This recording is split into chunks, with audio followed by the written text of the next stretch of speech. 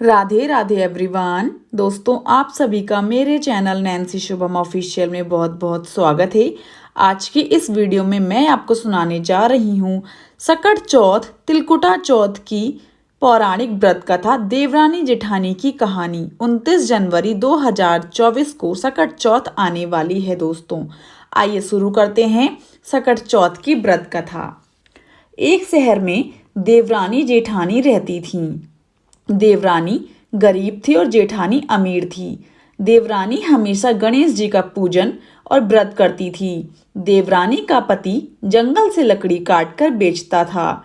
देवरानी घर का खर्च चलाने के लिए जेठानी के घर काम करती थी और शाम को बचा हुआ खाना लेकर जाती थी। माघ महीने में गणेश जी का व्रत सकट चौथ देवरानी ने रखा। उसके पास पैसे नहीं थे, इसलिए उसने तिल व गुड़ लाकर तिलकुटा बनाया। पूजा करके तिल चौथ की कथा सुनी और जेठानी के यहाँ काम करने चली गई। सोचा शाम को चंद्रमा को अर्घ देकर जेठानी के यहाँ से लाया खाना और तिलकुटा खाएगी।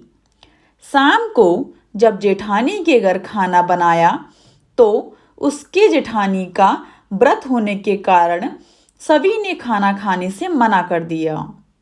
अब देवरानी ने जेठानी से बोला, आप मुझे खाना दे दो जिससे मैं घर जाऊं। इस पर जेठानी ने कहा कि आज तो किसी ने भी अभी तक खाना नहीं खाया, तुम्हें कैसे दे दूं?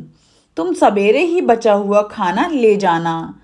देवरानी उदास मन से घर चली आई। देवरानी के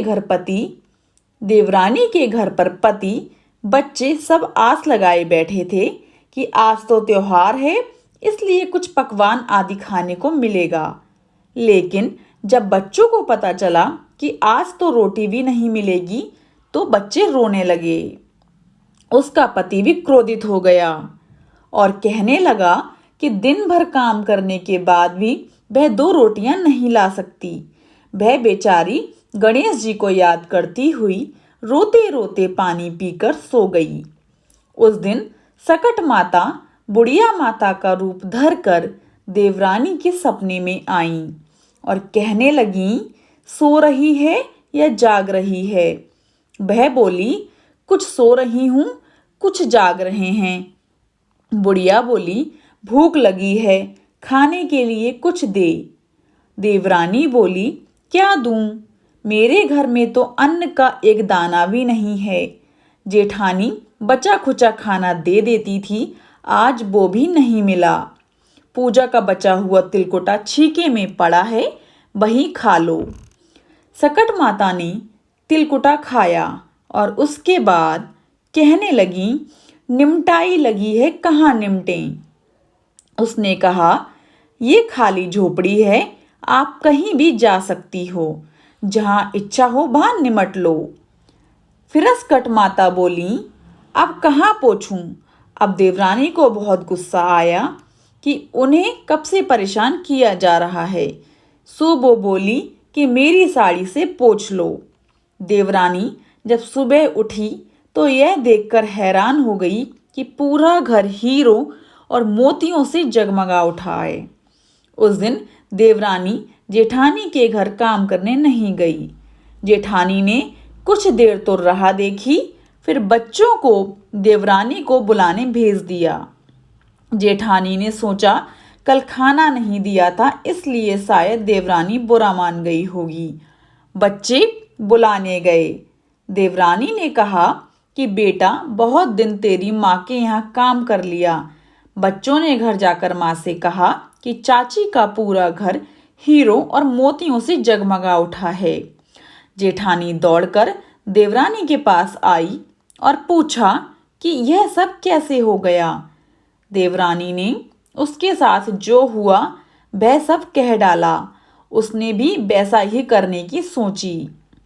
उसने भी सकट चौथ के दिन तिलकुटा बनाया।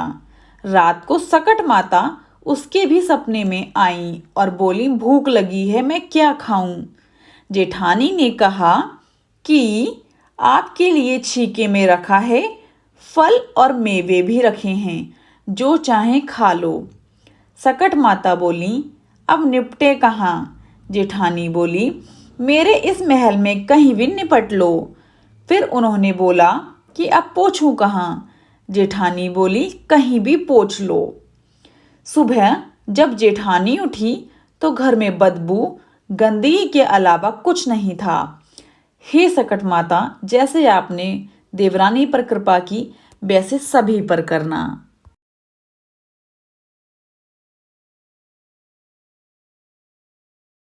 दोस्तों, एक गरीब बुढ़िया थी। वह बहुत ही गरीब और दृष्टिहीन थी। उसके एक बेटा और बहू थे। वह बुढ़िया सदैव गणेश जी की पूजा किया करती थी। एक दिन गणेश जी प्रकट होकर उस बुढ़िया से बोले, बुढ़िया माँ, तू जो चाहे सो मांग ले। बुढ़िया बोली, मुझे तो मांगना नहीं आता, कैसे और क्या मांगूं? तब गणेश जी बोले, अपने बहू बेटे से पूछकर मांग ले। तब बुढ़िया ने अपने बेटे से कहा, गणेश जी कहते हैं तू कुछ मांग ले, बता मैं क्या मांगूं? पुत्र ने कहा, माँ तू धन मांग ले। बहू से पूछा तो बहू ने कहा, नाती मांग ले। तब बुढ़िया ने सोचा कि ये तो अपने अपने मतलब की बात कह रहे हैं। अंत उस बुढ़िया ने पड़ोसियों से पूछा तो उन्होंने कहा, बुढ़िया तू तो थोड़े दिन जिएगी, क्यों तू धन मांगे और क्यों तू नाती मांगे? तू तो अपनी आंखों की रोशनी मांग ले, जिससे तेरी जिंदगी आराम से कट जाए। इस पर बुढ़िया बोली, यदि आप प्रसन्न हैं तो मुझे 9 करोड़ की माया दें, निरोगी काया दें, अमर सुहाग दें, आंखों की रोशनी दें, नाती दें, पोता दें और सब परिवार को सुख दें और अंत में मोक्ष दें। यह सुनकर तब गणेश जी बोले, बुढ़िया माँ, तुमने तो हमें ठग लिया। फिर भी जो तूने मांगा है वचन के अनुसार सब तुझे मिलेगा। और ये कहकर गणेश जी अंतर्धान हो गए। उधर बुढ़िया माँ ने जो कुछ मांगा वह सब कुछ मिल गया। हे गणेश जी महाराज, जैसे तुमने उस बुढ़िया माँ को सब कुछ दिया वैसे ही सबको देना। सकट चौथ की दूसरी कथा की शुरुआत करती हूँ। किसी नगर में एक कुम्हार रहता था। एक बार जब उसने बर्तन बनाकर आंवा लगाया तो आंवा नहीं पका। हार कर वह राजा के पास जाकर प्रार्थना करने लगा कि आंवा पक ही नहीं रहा है। राजा ने पंडित को बुलाकर कारण पूछा तो राजा पंडित ने कहा कि हर बार आंवा लगाते समय बच्चे की बलि देने से आंवा पक जाएगा। राजा का आदेश हो गया। बलि आरंभ हुई। जिस परिवार की बारी होती वह परिवार अपने बच्चों में से एक बच्चा बलि के लिए भेज देता। इसी तरह कुछ दिनों बाद सकट चौथ के दिन एक बुढ़िया के लड़के की बारी आई। बुढ़िया के लिए वही जीवन का सहारा था, लेकिन राजा आज्ञा के आगे किसी की नहीं चलती। दुखी बुढ़िया सोच रही थी कि मेरा तो एक ही बेटा है, वह भी सकट के दिन मुझसे जुदा हो गया जाएगा। बुढ़िया ने लड़के को सकट की सुपारी और धूप का बीड़ा देकर कहा, भगवान का नाम लेकर आंवा में बैठ जाना, सकट माता तुम्हारी रक्षा करेंगी। बालक को आंवा में बैठा दिया गया और बुढ़िया सकट माता के सामने बैठकर पूजा करने लगी। पहले तो आंवा पकने में कई दिन लग जाते थे, पर इस बार सकट माता की कृपा से एक ही रात में आंवा पक गया था। सवेरे कुम्हार ने देखा तो हैरान रह गया, आंवा पक चुका था। बुढ़िया का बेटा भी सुरक्षित था और अन्य बालक भी जीवित हो गए थे। नगर वासियों ने सकट की महिमा स्वीकार की तथा लड़के को भी धन्य माना। तब से आज तक सकट की विधि विधान से पूजा की जाती है। दोस्तों, अब मैं तीसरी कथा की शुरुआत करती हूँ। एक बार गणेश जी बाल रूप में चुटकी भर चावल और एक चम्मच दूध लेकर पृथ्वी लोक के भ्रमण पर निकले।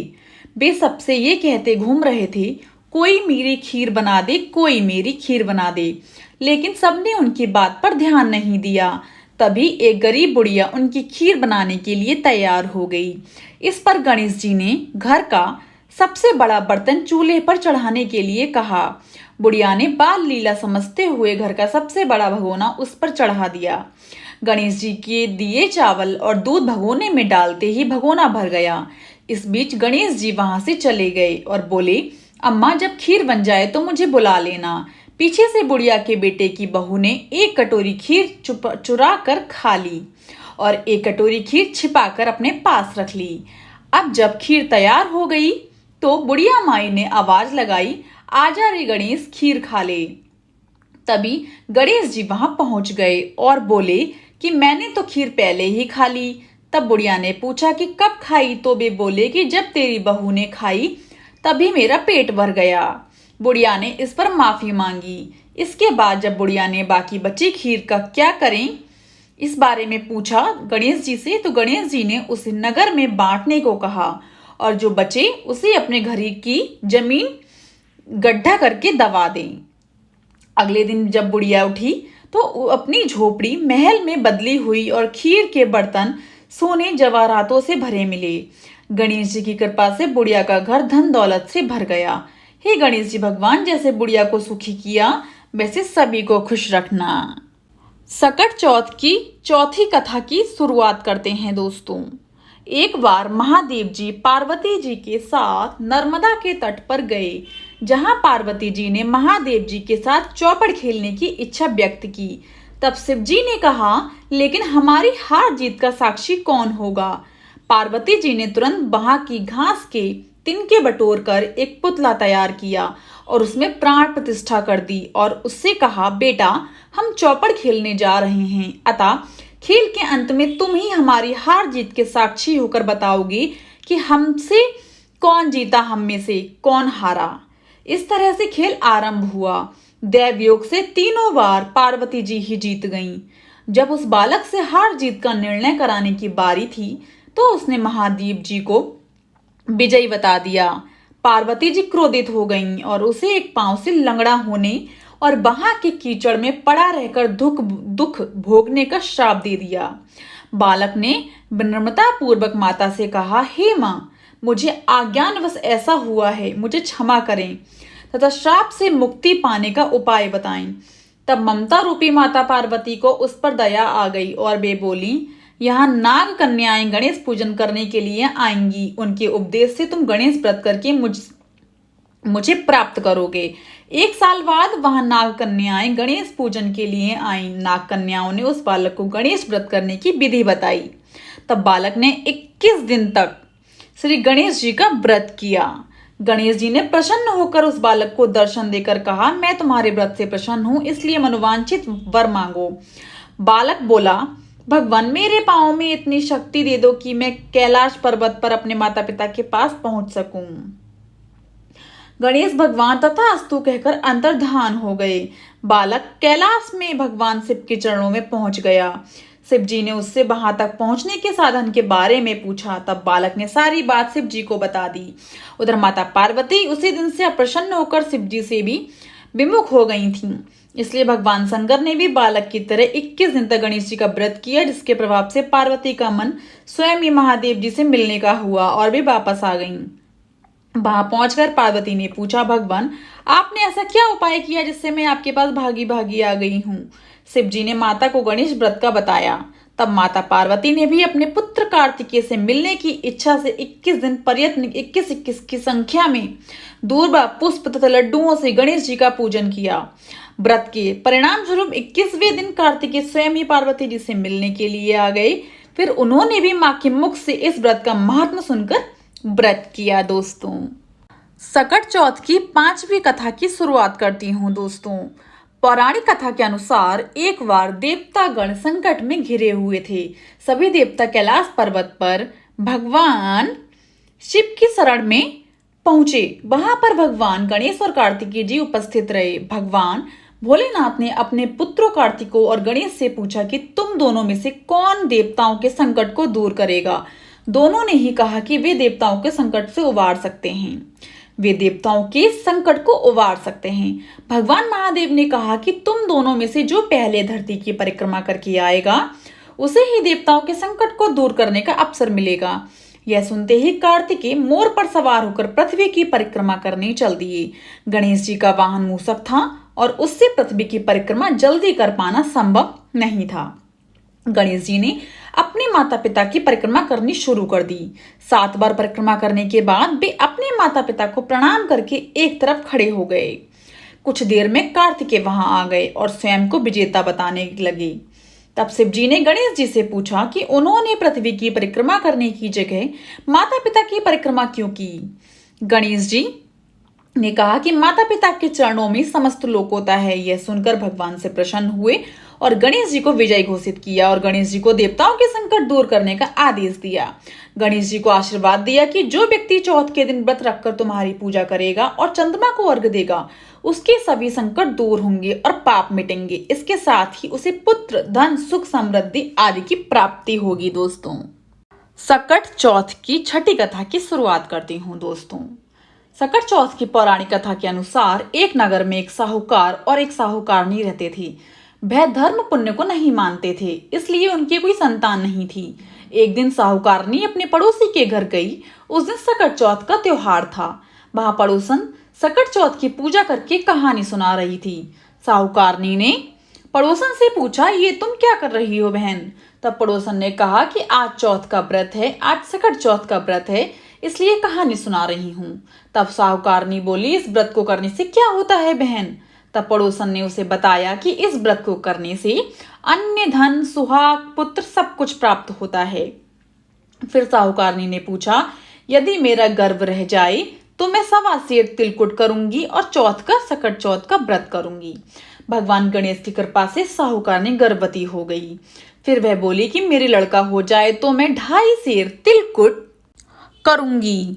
कुछ दिन बाद उसके लड़का ही हुआ। इसके बाद साहूकारनी बोली कि हे चौथ भगवान, मेरे बेटे का विवाह हो जाए तो 5.25 सेर का आपको तिलकुट करूंगी। कुछ वर्षों बाद उसके बेटे का विवाह भी तय हो गया और बेटा विवाह के लिए चल दिया, लेकिन उस साहूकारनी ने अब भी तिलकुट नहीं किया। साहूकारनी की इस हरकत से चौथ देव क्रोधित हो गए और उन्होंने उसके बेटे को फेरे से उठाकर पीपल के पेड़ पर बिठा दिया। सभी वर को खोजने लगे पर वो नहीं मिला। ऐसे में सारे लोग अपने अपने घर वापस चले गए। इधर जिस लड़की से साहूकारनी के बेटे का विवाह होने वाला था, वह अपनी सहेलियों के साथ गणगौर पूजने के लिए जंगल में दूब लेने गई। तभी उस लड़की को पीपल के पेड़ से आवाज आई और ओ मेरी अर्धविहाई। ये बात सुनकर जब लड़की घर आई तो उसके बाद से वह धीरे धीरे सूख कर कांटा होने लगी। एक दिन लड़की की माँ ने उससे कहा कि मैं तुम्हें अच्छा भोजन खिलाती हूँ, अच्छा पहनाती हूँ, फिर भी तू सूख रही है, ऐसा क्या हो रहा है? तब लड़की बोली कि वह जब भी दूब लेने जंगल जाती है तो पीपल के पेड़ से किसी आदमी की आवाज आती है। वो बोलता है कि ओ मेरी अर्धविहाई।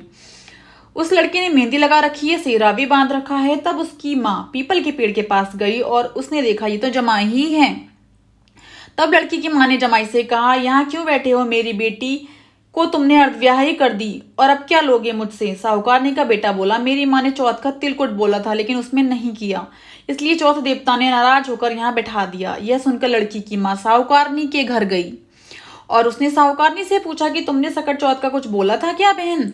साहूकारनी बोली कि हाँ, मैंने तिलकुट बोला था। उसके बाद साहूकारनी बोली, मेरा बेटा घर आ जाए तो 2.5 मन का तिलकुट करूंगी। इससे श्री गणेश भगवान प्रसन्न हुए और उसके बेटे को फेरे में लाकर बैठा दिया। इस तरह से साहूकारनी के बेटे का विवाह धूमधाम से हो गया। जब साहूकारनी के बेटा और बहू घर आ गए तब साहूकारनी ने 2.5 मन तिलकुट किया और बोली, हे चौथ देव, आपकी कृपा से मेरा बेटा बहू आराम से घर आ गए, जिससे मैं हमेशा तिलकुट करके व्रत करूंगी। इस तरह से तिलकुट व्रत धीरे धीरे लोकप्रिय हो गया। हे सकट चौथ, जिस तरह आपने साहूकारनी के बेटे बहू से मिलवाया, वैसे ही हम सबको मिलवाना। साथ ही इस कथा को कहने सुनने वालों पर अपनी कृपा करना। सकट चौथ की जय, गणेश देवता की जय हो। दोस्तों, अब मैं आपको बताऊंगी सकट चौथ की सरल पूजा विधि क्या है। व्रत वाले दिन सुबह ब्रह्म मुहूर्त में स्नान करके स्वच्छ वस्त्र को धारण कर लें। दोस्तों, सूर्य उदय होने पर सूर्य देव को जल चढ़ाएं। इसके बाद भगवान गणेश का मनन करते हुए व्रत का संकल्प लें। करवा चौथ की तरह ही इस दिन भी बिना जल ग्रहण किए उपवास रखा जाता है। कहीं कहीं रात में चंद्रमा को देखकर पूजा की जाती है, कहीं कहीं सुबह ही पूजा हो जाती है। दोस्तों, संध्या के समय चौकी पर गणपति और माँ लक्ष्मी जी की प्रतिमा को स्थापित करें। इसके बाद भगवान को रोली, फूल, अक्षत, दूर्वा, घास अर्पित करें। इसके बाद लक्ष्मी गणेश के समक्ष धूप जलाएं, दीपक जलाएं, घी का दीपक जलाएं। आप चाहें तो तेल का दीपक भी, सरसों के तेल का दीपक भी आप जला सकते हैं। सकट चौथ व्रत में तिल का विशेष महत्व होता है, इसलिए तिल से बने लड्डू भगवान गणेश को जरूर चढ़ाएं। आप तिल के लड्डू चढ़ा सकते हैं, आप रेवड़ी चढ़ा सकते हैं। अंत में सकट चौथ व्रत की कथा जरूर सुननी चाहिए दोस्तों, और उसके बाद फिर हमें गणेश जी और लक्ष्मी जी की आरती करनी चाहिए, और फिर चंद्रोदय के बाद चंद्रमा को अर्घ देकर अपना व्रत पूरा करें। दोस्तों ध्यान रखें, अर्घ की जो छींटे हैं वो हमारे पैरों पर नहीं जाने चाहिए। इस प्रकार पूरी विधि के साथ अपने सकट चौथ व्रत को आप पूरा करें। इस व्रत को करने से आपके जीवन में सुख समृद्धि आएगी और सभी सुख दूर हो जाएंगे। ऐसी मान्यता है कि जो भी महिलाएं इस दिन निर्जला व्रत रखती हैं और गणेश भगवान की पूजा करती हैं, उनकी संतान हमेशा सुखी और स्वस्थ रहती है। उनकी संतान का जीवन दीर्घायु और सुखमय होता है और उन पर हमेशा भगवान गणेश जी की कृपा बनी रहती है दोस्तों। इसी के साथ मैं आज की ये वीडियो समाप्त करती हूँ। अगर आपको मेरी सी सारी कथाएं और पूजा विधि पसंद आई हो तो जाने से पहले मेरे चैनल को लाइक, शेयर एंड सब्सक्राइब करना बिल्कुल भी ना भूलें। एंड दोस्तों also press the bell icon, ताकि मेरी कोई भी इन्फॉर्मेटिव वीडियोस आए आपको नोटिफिकेशन तुरंत मिल जाए। आप सभी को सकट चौथ की हार्दिक शुभकामनाएं। राधे राधे एवरीवन। जय हो गणपति महाराज की।